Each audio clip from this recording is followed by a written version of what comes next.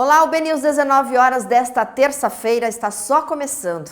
A edição de hoje começa com a expectativa para a aplicação de 50% de tarifa nas importações brasileiras dos Estados Unidos. O secretário de Comércio norte-americano informou que produtos que não são cultivados no país, o caso de café e cacau, poderão ser isentos das tarifas. A declaração foi dada durante entrevista à CNBC News.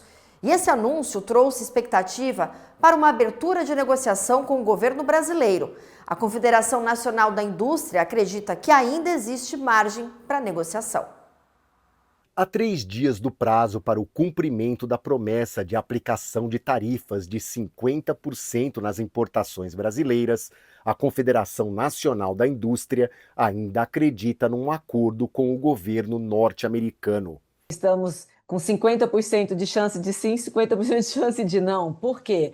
Porque nós temos visto nos últimos dias que minuto a minuto a gente consegue ter novidade no cenário. Então, nós tivemos um acordo fechado com a União Europeia,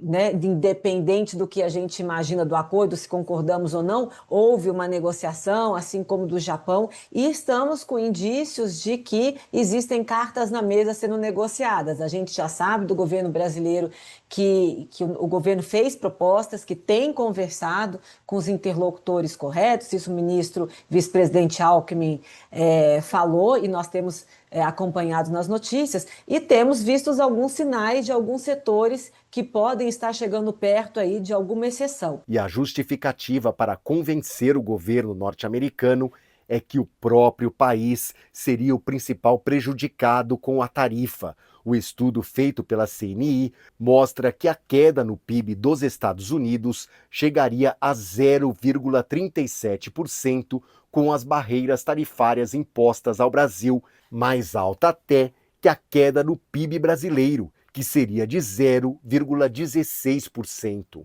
O setor aeronáutico, por exemplo, é bastante sensível, né? Estamos falando não só de equipamentos, aeronaves inteiras, mas equipamentos, partes para manutenção de equipamentos, e a frota regional americana, ela é bastante significativa no que diz respeito a produtos desenvolvidos no Brasil. O estudo da CNI também mostra que no Brasil o setor mais prejudicado seria o de tratores e máquinas agrícolas. A queda nas exportações seria de 23,6%.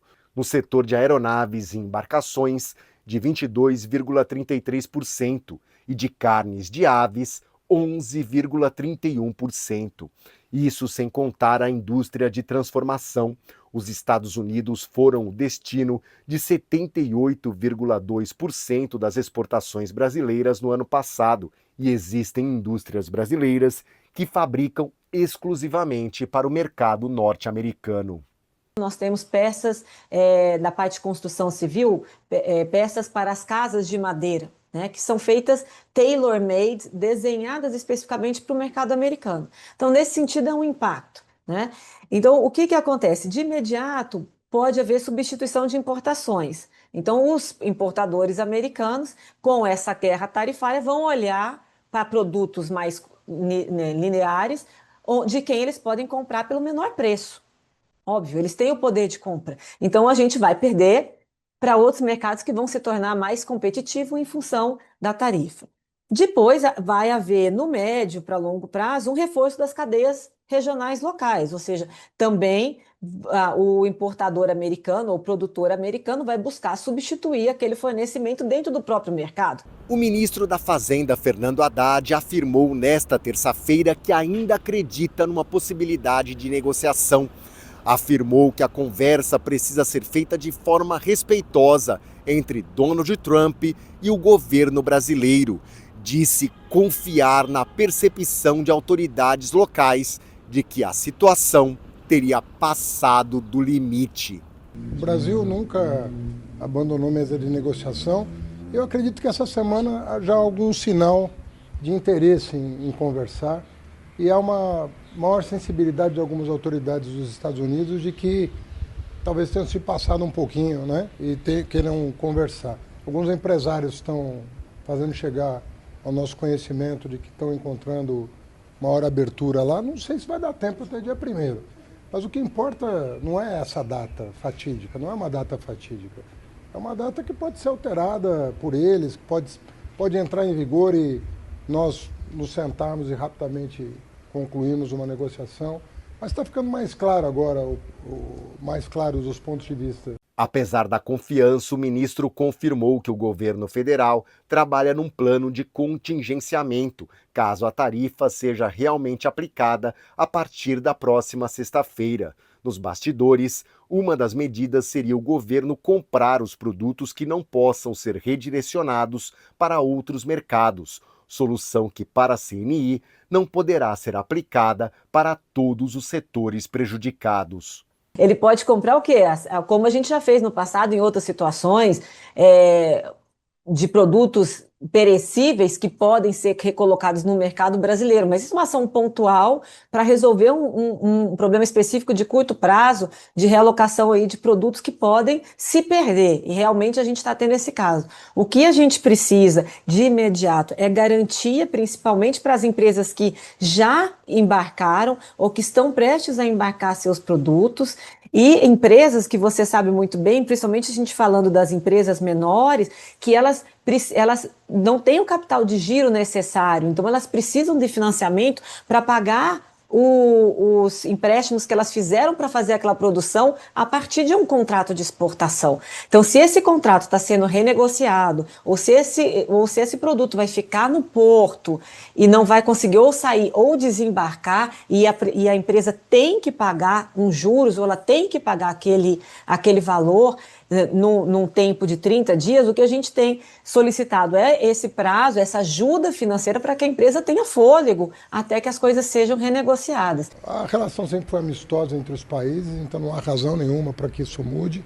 Deixar que temas alheios ao governo brasileiro sejam motivo para recrudescimento assim, de tensões não faz nenhum sentido para nós. Eu acredito que eu não estou muito fixado na data, porque se nós ficarmos apreensivos com ela, nós podemos inibir que a conversa transcorra com mais liberdade, com mais sinceridade entre os dois países. Então, nós vamos prosperar nas negociações e vamos confiar.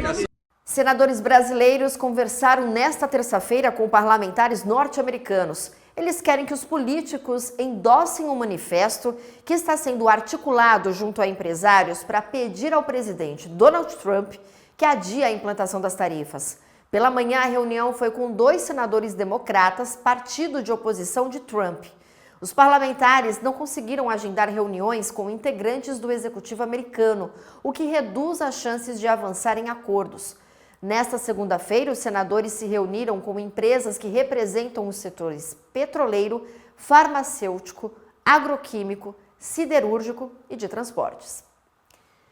E o Tribunal de Contas da União promoveu um painel para discutir o maior leilão da história portuária brasileira, o do novo terminal de contêineres do Porto de Santos. A repórter Aline Beckett acompanhou. O evento reuniu representantes do governo, órgãos de controle, especialistas e sociedade civil.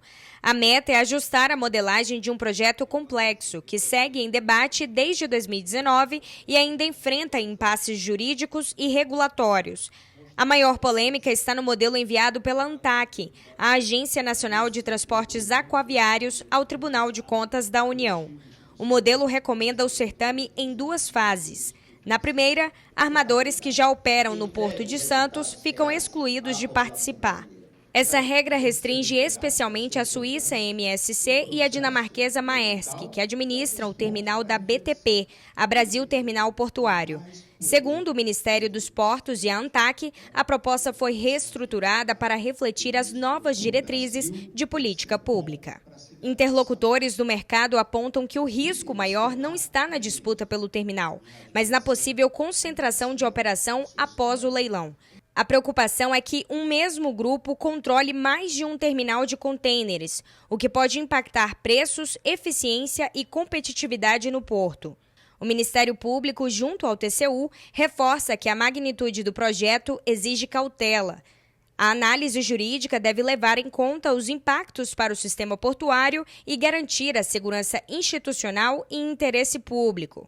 O prefeito de Santos, Rogério Santos, também participou do painel e destacou a necessidade de ouvir a cidade, compatibilizar o projeto com a infraestrutura urbana, proteger o trabalhador portuário avulso e evitar restrições que podem gerar novas judicializações.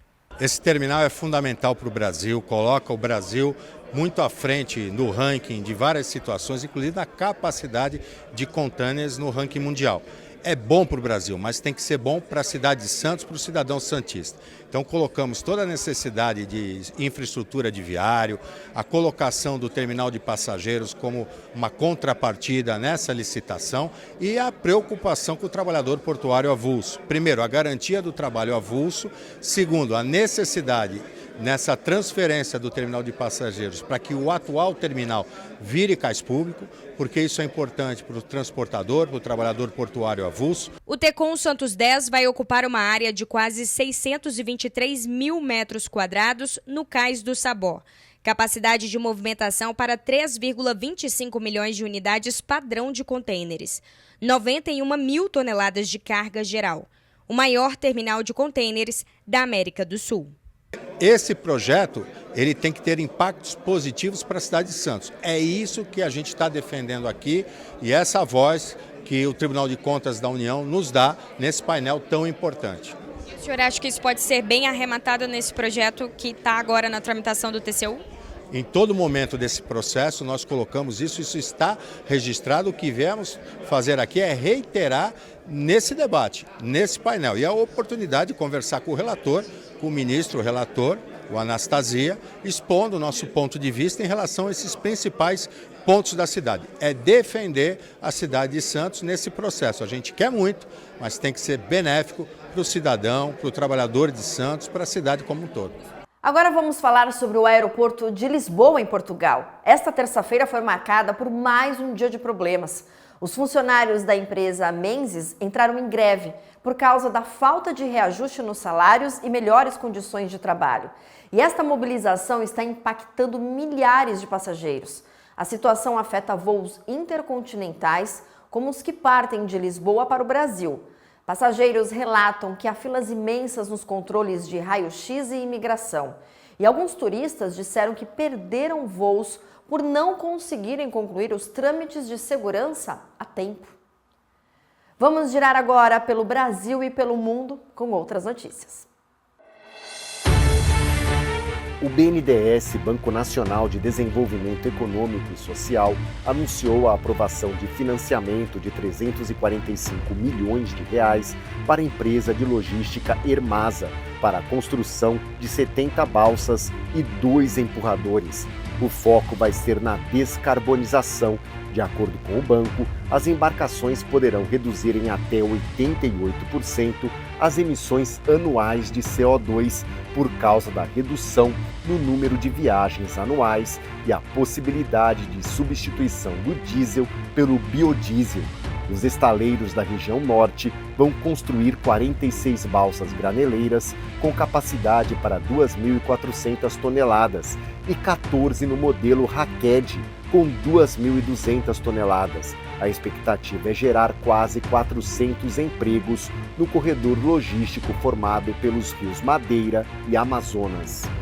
O Grupo Latam elevou a projeção para a oferta de voos no país em 2025. A meta do grupo é crescer entre 9,5% e 10,5% na oferta de assentos na comparação com o ano passado. A projeção inicial era de alta de no máximo 9%.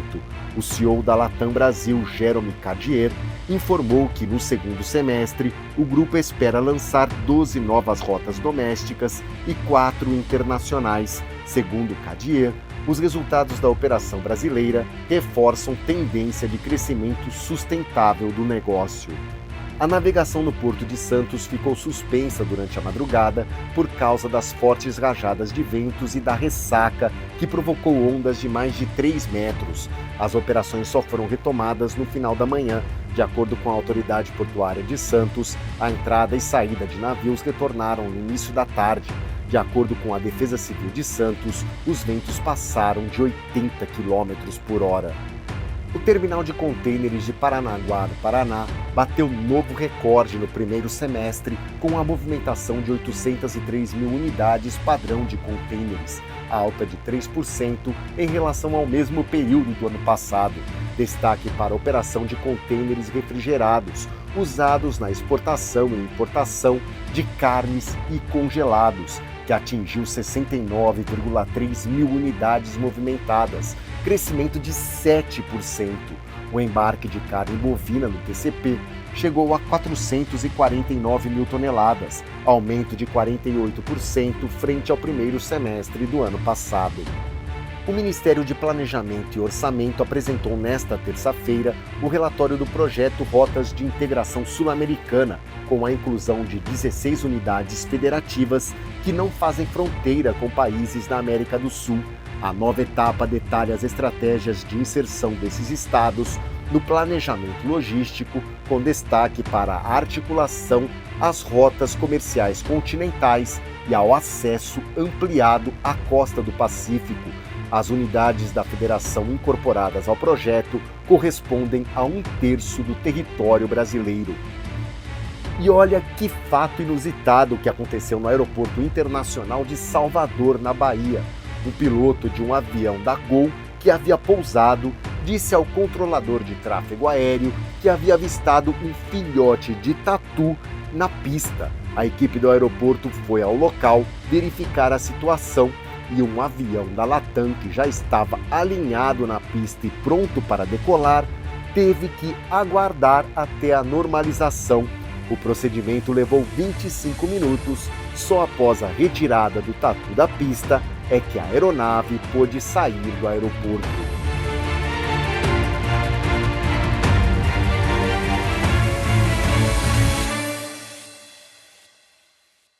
E tem mais notícias no portal bnews.com.br. A gente vai aqui para o telão, vou interagir com vocês. É uma região importante que vai provocar agilidade em um dos terminais portuários do Brasil, na região norte. O Porto de Santana ganha novo shiploader no segundo semestre de 2026. No Amapá, deve contar a partir então do segundo semestre com este equipamento que vai aumentar a capacidade e a agilidade nas operações do porto. O equipamento, avaliado em cerca de 80 milhões de reais, já começou a ser instalado na área de Companhia Docas de Santana. Então, mais agilidade no Porto de Amapá. E o ministro de Portos e Aeroportos, Silvio Costa Filho, cumpriu a agenda no Rio de Janeiro nesta terça-feira. Ele participou da inauguração do novo CCO da Portos Rio e anunciou um investimento para o complexo portuário e o início das obras do aeroporto de Jacarepaguá. Pela manhã, Silvio Costa Filho anunciou o início das obras do aeroporto de Jacarepaguá. O projeto integra a 7ª rodada de concessões do setor e prevê investimentos de 115 milhões de reais, valor que integra os 146 milhões estimados ao longo de toda a concessão. À tarde, o ministro cumpriu a agenda no Porto do Rio de Janeiro e inaugurou o novo Centro de Controle Operacional da Portos Rio, autoridade portuária que administra os portos públicos do estado. O objetivo da nova instalação é fortalecer o monitoramento e gestão das operações, com sistemas de rastreamento em tempo real. Durante a agenda, Costa Filho também assinou a ordem de serviço para início das obras de dragagem de aprofundamento do Cais da Gamboa, no Porto do Rio de Janeiro.